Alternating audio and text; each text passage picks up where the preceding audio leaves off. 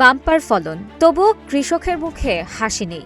ন্যায্য মূল্য না পেয়ে কোথাও পানিতে ফেলে দেওয়া হচ্ছে পেঁয়াজ, আবার কোথাও প্রতিদিনই বাড়ছে পচন। দেশের দ্বিতীয় বৃহত্তম পেঁয়াজ উৎপাদনকারী জেলা ফরিদপুরে লোকসানের শঙ্কায় দিশেহারা কৃষক।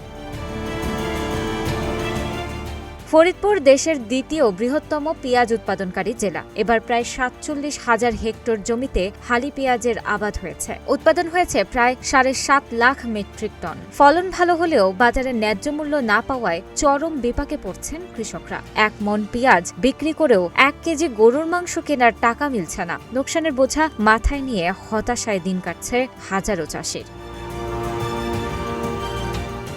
বর্তমানে প্রতি মণ পেঁয়াজ বিক্রি হচ্ছে মাত্র ৭০০ থেকে ৯০০ টাকায়। উৎপাদন খরচও উঠছে না বলে দাবি কৃষকদের। কোথাও কোথাও পচন ঠেকাতে না পেরে পেঁয়াজ ফেলে দিতেও বাধ্য হচ্ছেন তারা। দেশে আমদানি বেশি, বিক্রি কম।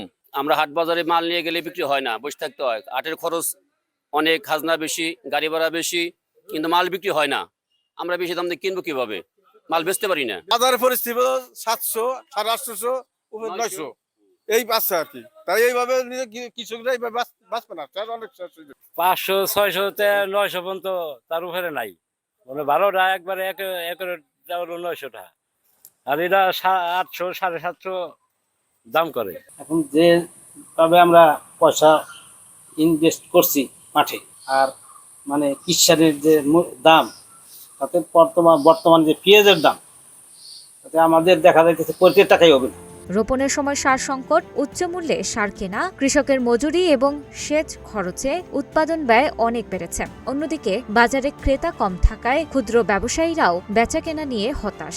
সরকার পেঁয়াজ সংরক্ষণে আধুনিক এয়ার ফ্লো পদ্ধতি ব্যবহারের পরামর্শ দিচ্ছে। সংশ্লিষ্টদের মতে এভাবে সংরক্ষণ করলে পচন কমবে এবং পরে ভালো দামে বিক্রির সুযোগ তৈরি হবে। এবং অন্যান্য বছরের তুলনায় এবছরের পেঁয়াজের যে উৎপাদন, অত্যন্ত ভালো পেঁয়াজের উৎপাদন, এবং বর্তমানে যে মৌসুমের শুরুর দিকে যে পেঁয়াজের বাজার মূল্য তুলনামূলকভাবে কম, এবং আমরা কৃষকদেরকে যে বিষয়টি পরামর্শ দিচ্ছি সেটা তাদেরকে যে ব্লোয়ার মেশিনের মাধ্যমে বা তাদের যে স্থানীয় পদ্ধতিতে যদি পেঁয়াজটিকে সংরক্ষণ করতে পারে, তাহলে দেখা যাবে যে আগামী ২-৩ মাসের মধ্যে যে পেঁয়াজের বাজার খানিকটা হলেও বৃদ্ধি পাবে, যার ফলে কৃষকের তার যে মুনাফা, সেই মুনাফা অর্জন করতে পারবে। বাম্পার ফলন কৃষকের মুখে হাসি ফোটানোর কথা থাকলেও ন্যায্য মূল্য না পাওয়ায় সেই হাসি এখন মিলিয়ে গেছে। কৃষকদের দাবি, উৎপাদন খরচের সঙ্গে সামঞ্জস্য রেখে দাম নিশ্চিত এবং কার্যকর সংরক্ষণ ব্যবস্থা গড়ে তোলা না হলে আগামী মৌসুমে পেঁয়াজ চাষে আগ্রহ কমে যেতে পারে।